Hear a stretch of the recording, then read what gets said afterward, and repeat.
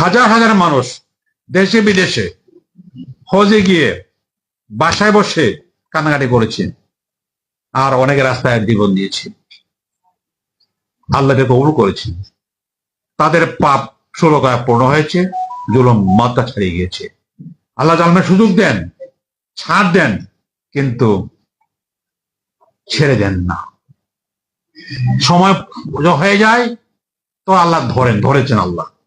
কারণ আল্লাহ ধরেছিল, নমরুদ আল্লাহ ধরেছিল, আল্লাহ তাকে ধরেছে। যদি না আমরা বড় কোনো পাপ করি, অন্যায় করি, জুলুম করি,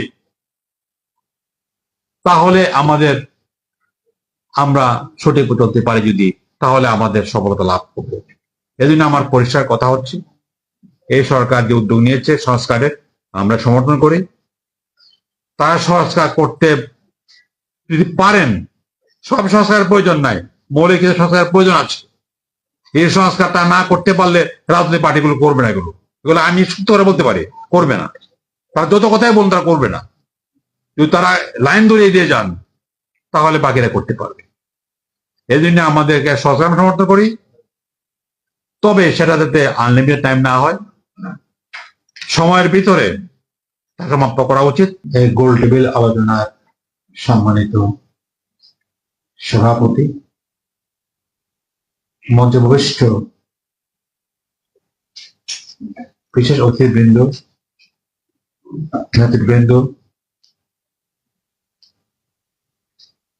যুব মজলিসের কর্মী ভাইয়েরা, সুধীমণ্ডলী, সাংবাদিক ভাইয়েরা,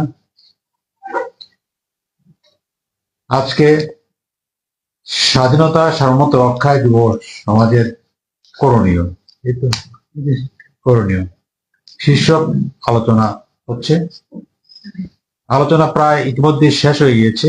আমি সমাপ্ত করার জন্য আমি মূলত কথা বলছি। স্বাধীনতা সার্বভৌমত্ব রক্ষার প্রশ্নটি বাংলাদেশের জন্য গুরুত্বপূর্ণ। এটা এই জন্য যে আমাদের ভৌগোলিক অবস্থানটা দুর্ভাগ্যজনকভাবে সমস্যাগ্রস্ত হয়ে আছে। 3 দিকে ভারত, একদিকে সমুদ্র, আর একটু পাশে দিয়ে আছে বার্মা, মায়ানমার, সেটাও একটা সমস্যাগ্রস্ত দেশ। ভারত আমাদেরকে স্বাধীনভাবে বাঁচতে চায় না, এটা আমরা সবাই জানি। আবার আমরা অনেকে বলছি সেখানে ভারতে এমন শক্তিও আছে যারা বারবার হুমকি দিচ্ছে, ইতিমধ্যে হুমকি দিয়েছে। কিন্তু মনে রাখতে হবে, ভারত আমাদের 3 দিকে থাকলেও তাদের উত্তর পূর্ব দিকটা কিন্তু তাদের জন্য সমস্যা কম নয়। আমাদের এটা কাজে লাগাতে হবে। এটা যদি আমরা লাগাতে পারি, আমাদের কৌশল যদি নিতে পারি, তাহলে ভারতকে চাপে ফেলা সম্ভব। আপনার ব্যাপারটা পরিষ্কার। 7 সিস্টার ওদের যা বোঝায় সেগুলো এমনি সমস্যাগ্রস্ত। সেগুলো পূর্ব দিকে আছে, চীনের মতো দেশ আছে, তাদের শত্রু দেশ। এই দিকগুলোকে আমাদের খেয়াল রাখতে হবে। আমাদেরকে তার সমস্যা তৈরি করে যদি আমাদেরকে এটা করার ব্যবস্থা করতে হবে। দুর্ভাগ্যবশত আমরা আমাদের গত প্রদেশ সরকার এটা করতে দেয়নি, উল্টো দিকে যাত্রা করছে। আমাদেরকে যাতে এই অবস্থা কখনো না হয় ব্যবস্থা নিতে হবে। প্রদেশ সরকার পড়ে গেছে, পালিয়ে গেছে, কিন্তু তারা আসার চেষ্টা করছে। পৃথিবীর ইতিহাসে বহু সরকার পতন হয়েছে, পালিয়ে গেছে, অনেক বছর পর ফিরেও আসছে। এটা মনে রাখতে হবে, ভুলে গেলে চলবে না। ইমেলদা মার্কসের কথা আমরা অনেকেই জানি। ফিলিপিনের তার পরিবার বর্তমানে ক্ষমতা বসে আছে। নরিয়ার কথা আমরা জানি। আফ্রিকার বহু দেশেই, নাইজেরিয়ার অনেকেই ক্ষমতা হারিয়েছিল চাপের মুখে, জন আন্দোলনের মুখে। কিন্তু তারা কিন্তু অনেকে আবার ব্যাক করেছে।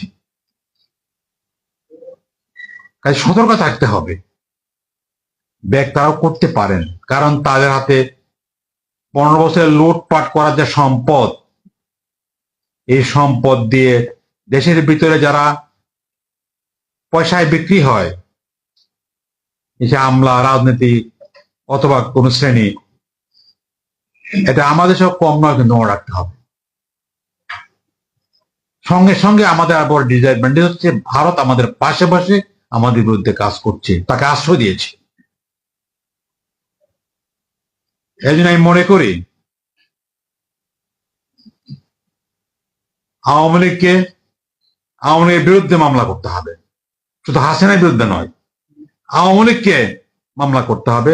কারণ 15 বছর তারা গণহত্যা চালিয়েছে, মানুষের ষড়যন্ত্র করেছে, যে স্বাধীনতা ষড়যন্ত্র করেছে, এগুলো মরাকে বিচার করতে হবে। শুধু নিরীহ কিছু লোকের দল লাভ নেই। ইতিমধ্যে যাদের ধরা হয়েছে এরকম নিরীহ প্রকৃতির লোক বেশিরভাগ, আসল লোক একদম ধরা পড়ে নাই। এখনো আমাদের স্বরাষ্ট্রমন্ত্রী সাহেব, তিনি কলকাতা গিয়ে বাদাম খান, আপনারা অনেকে বলেছেন, অনেকে দুবাই চলে গিয়েছেন, অনেকে খোঁজ পাওয়া যাচ্ছে না। এই জন্য আমাদের প্রথম কাজ হচ্ছে প্রতি স্বৈরাচারে যারা সহযোগী শক্তি, যারা মূল শক্তি, এদেরকে গ্রেপ্তার করতে হবে, বিচারের আওতা আনতে হবে। এর কোনো বিকল্প নাই, চুনোপুটি ধরে কোনো লাভ নেই। যারা প্রকৃত অপরাধী ধরতে হবে, এদের বিচার করতে হবে। এটা এখন হচ্ছে পুরোপুরি আমি দেখতে পাচ্ছি। এরপর যে কথাটা বলা প্রয়োজন, আমাদের জাতীয় ঐক্যবদ্ধ থাকতে হবে। এটা আপনার সবাই বলেছে, আপনারা বলেছেন। আমাদের সরকারকে সময় দিতে হবে, এটা মনে রাখা দরকার। আমরা যে সুযোগটা পেয়েছি, এটা মনে রাখা প্রয়োজন। যদি এই সুযোগের মাধ্যমে যদি আমরা দেশকে সঠিক পথে, সঠিক জায়গায় উঠিয়ে না দিতে পারি, তাহলে যারা ক্ষমতায় আসবেন তারা উঠাবেন না। এটা আমরা বুঝতে হবে কথা। সুযোগ আমরা দুবার পেয়েছিলাম, একবার 75 সালে আল্লাহ দিয়েছিল আমাদের সুযোগ, এবার 24 সালে, তখনও সে আগস্ট মাসে ছিল, আর এবার আগস্ট মাসে আল্লাহ সুযোগটা দিয়েছেন। এই সুযোগটা যদি ব্যবহার করতে পারি, তাহলে আমাদের উত্থান সম্ভব। আর যদি আমরা ব্যবহার না করতে পারি, তাহলে আল্লাহ আমাদেরকে আবার ওই একই জায়গায় নিয়ে যাবেন। 75-এর পরে আমরা আশা করেছিলাম এখানে একটা সত্যিকারের গণতান্ত্রিক সরকার কায়েম হবে, জনগণের সরকার কায়েম হবে, কিন্তু দেখলাম কি হলো, দেখেন আশা বিপরীত সরকার কায়েম হয়ে গেল। তারপরে এই সুযোগ কাজে লাগিয়ে সরকার ক্ষমতায় আসলো, এবং ক্ষমতায় এসে তারা 16 বছর থাকলো, দেশকে ভারতের তাবেদার বানিয়ে যাওয়ার ব্যবস্থা করলো। জনতা জুলুম, তাদের জুলুমের কারণে এমন জায়গায় পৌঁছে গিয়েছিল যে মানুষ, আমার স্ত্রী এবার হজে গিয়েছেন, তিনি বললেন যে আমি একটাই দোয়া করেছি, আল্লাহ আমাদেরকে রক্ষা করো হাসিনার হাত থেকে। হাজার হাজার মানুষ দেশে বিদেশে হজে গিয়ে বাসায় বসে কান্নাকাটি করেছে, আর অনেকে রাস্তায় জীবন দিয়েছে, আল্লাহকে কবুল করেছে। তাদের পাপ ষোলকায় পূর্ণ হয়েছে, জুলুম মাত্রা ছাড়িয়ে গিয়েছে। আল্লাহ জালমে সুযোগ দেন, ছাড় দেন, কিন্তু ছেড়ে দেন না। সময় হয়ে যায় তো আল্লাহ ধরেছেন আল্লাহ, কারণ আল্লাহ ধরেছিল, নম্রতা আল্লাহ ধরেছিল, আল্লাহ তাকে ধরেছে। যদি না আমরা বড় কোনো পাপ করি, অন্যায় করি, জুলুম করি, তাহলে আমরা সঠিক চলতে পারি যদি, তাহলে আমাদের সফলতা লাভ করবো। এজন্য আমার পরিষ্কার কথা হচ্ছে, এই সরকার যে উদ্যোগ নিয়েছে সংস্কারের, আমরা সমর্থন করি। তারা সংস্কার করতে যদি পারেন, সব সংস্কারের প্রয়োজন নাই, মৌলিক কিছু সংস্কারের প্রয়োজন আছে। এই সংস্কারটা না করতে পারলে রাজনৈতিক পার্টিগুলো করবে না, এগুলো আমি সত্য করে বলতে পারি, করবে না। তারা যত কথাই বলুন তারা করবে না। যদি তারা লাইন ধরিয়ে দিয়ে যান, তাহলে বাকিরা করতে পারবে। এই জন্য আমাদেরকে সরকার সমর্থন করি, তবে সেটা যাতে আনলিমিটেড টাইম না হয়, সময়ের ভিতরে তাকে সমাপ্ত করা উচিত। সবচেয়ে বড় কথা হচ্ছে তারা যে আপাতত আইন শৃঙ্খলা পরিস্থিতি খুব খারাপ, তারা কোনো সমাধান করতে পারেন নাই। আজকে ইউনূস সাহেবের ইয়ে আসছে, আপনারা দেখেছেন, তিনি স্বীকার করেছেন আমরা এগুলো পারছি না, এখন সফল হতে পারছি না। তিনি যেহেতু উপলব্ধি করছেন কোথায় ঘাটতি আছে, আমি আশা করব দ্রুততার সঙ্গে পদক্ষেপ গ্রহণ করার মাধ্যমে তার দ্রুত ব্যবস্থা করবে। আর যে কমিশন করা হয়েছে, তিনি সেদিন সংগ্রামের মধ্যে বলেছেন কমিশন গুলো পরীক্ষার পার্টির সঙ্গে বসবে। আমি অনুরোধ করবো তারা দ্রুত আমাদের সাথে বসুন, আমাদের সাথে তারা শোনার ব্যবস্থা করুন, তারপর তারা 3 মাসের মধ্যে তাদের সাথে তৈরি করবে, পরে আবার বসা হবে। তার মানে হচ্ছে যদি তারা এগুলো 3 মাস করতে পারেন, তারপর তিনি বলছেন তখন আমরা নির্বাচন ব্যবস্থা ঘোষণা করবো। এই জন্য আমার বক্তব্য পরিষ্কার, এই গভর্নমেন্টের সময় আমরা চাই, তবে গভর্নমেন্টকে সময় দেওয়ার জন্য আরেকটা শর্ত হচ্ছে সাধারণ মানুষ যদি মুখ ফিরিয়ে নেয় বিপদ হবে। দাম যে হারে বাড়ছে, এটা যদি সমাধান না করা যায় তাহলে কোনো কথা বলে, তথ্যের কথা বলে কোনো রক্ষা করা যাবে না। দাম নিয়ন্ত্রণে আনতেই হবে। দুটো পয়েন্ট খুব নিয়ন্ত্রণে আনা খুব জরুরি। একটা হচ্ছে দাম নিয়ন্ত্রণে আনা, আরেকটি হচ্ছে আইন শৃঙ্খলা প্রতি নিয়ন্ত্রণে আনা। দুটো না করতে পারলে যত তথ্যের কথাই বলেন, যত মহালোক ক্ষমতায় বসো, লাভ হবে না। দুটো আইন ব্যবস্থা করতে হবে। এই দুটো তারা যদি আনতে পারেন আর সঙ্গে সঙ্গে সংস্কারগুলো করতে পারেন, তারা মৌলিক সংস্কার করতে পারেন, তাহলে আমি আশা করি আমাদের দেশ আবার দাঁড়িয়ে যাবে। আমরা আশা করি যে আমরা সেভাবে কাজ করি। আমরা আমাদের পক্ষ থেকে যা থেকে আশ্বস্ত করার চেষ্টা করি, যে সমস্ত সমস্যা তৈরি হচ্ছে এগুলোতে না তৈরি হতে ব্যবস্থা করি।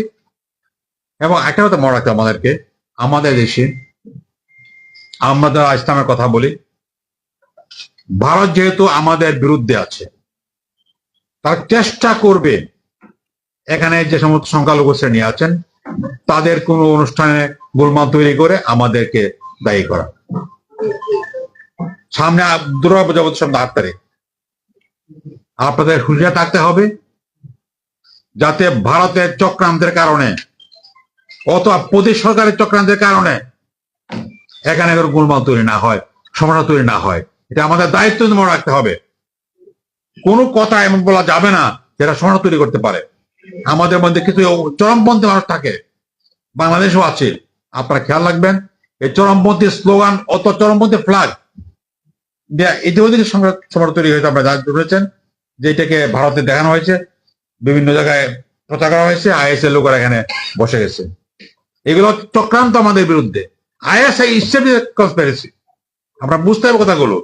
আইএস এর তত্ত্ব এগুলো হচ্ছে আমাদের বিরুদ্ধে, ইসলামের বিরুদ্ধে কনস্পিরেসি, জাতির বিরুদ্ধে কনস্পিরেসি। এখানে যারা কিছু তাদের সমর্থক আছে থাকতেই পারে, কিন্তু আমাদেরকে মেইন স্ট্রিম আলেম ওলামা, মেইন স্ট্রিম ইসলামিক দলগুলো এগুলো সমর্থন করে না। তার চেষ্টা করছে এগুলোকে দমন করার জন্য। এজন্য আমি আশা করবো আপনারা যারা এখানে যুবক যারা আছেন তারা দাঁড়িয়ে যান, যদি ঐক্যবদ্ধ থাকেন যদি, তাহলে এই চরমপন্থী কিছু মানুষ জাতির ক্ষতি করতে পারবে না। তাই প্রিয় ভাইয়ের আমার, আমি শেষ কথা বলতে চাই, আমাদের যোগ্যতা অর্জন করতে হবে। আমাদের দেশে ভারতের লোক, শ্রীলঙ্কার লোক আছে, এখানে বড় বড় হচ্ছে কাজ করে, আপনারা সবাই জানেন। আমি অনেকে জিজ্ঞেস করছি আপনি আনেন কেন, পয়সা আনলে পরে তো আমাদের কাজ হচ্ছে না। নিজের দেশের লোকেরাই নিজের লোককে নিয়োগ রাজি হয় না। কেন রাজি হয় না? কারণ যোগ্যতার অভাব হবে। অত আমার কাজ হচ্ছে যোগ্যতা তৈরি করা। যোগ্যতার কোনো বিকল্প নাই, নৈতিকতার কোনো বিকল্প নাই, দক্ষতার কোনো বিকল্প নাই। দক্ষতা অর্জন করতে পারলে, নৈতিক শক্তি অর্জন করতে পারলে যদি, তাহলে আমরা দেশের কাজ উপরে লাগবো, দেশের পক্ষ থেকে বিদেশে গিয়ে কাজ করতে পারবো আমরা। এই জন্য প্রিয় ভাইয়ের আমার, এই যুব সমাজকে দাঁড়িয়ে যেতে হবে দেশ রক্ষার জন্য, বাঁচাবার জন্য, এগিয়ে নেওয়ার জন্য। এর কোনো বিকল্প নাই। আমি আশা করি 60% বা 70% যুব সমাজ আমাদের দেশে আছে। যদি তারা এক হয়ে যায়, এক থাকে, তাহলে এই জাতিকে কেউ দাবিয়ে রাখতে পারবে না। মোদি তো নয় বটে, ভারত তো পারবেই না, দুনিয়ার কেউ দাবিয়ে রাখতে পারবে না। আল্লাহ আমাদেরকে সে পথে তৌফিক দান করুন। আমিন। আসসালামু আলাইকুম ওয়া রাহমাতুল্লাহি ওয়া বারাকাতুহু।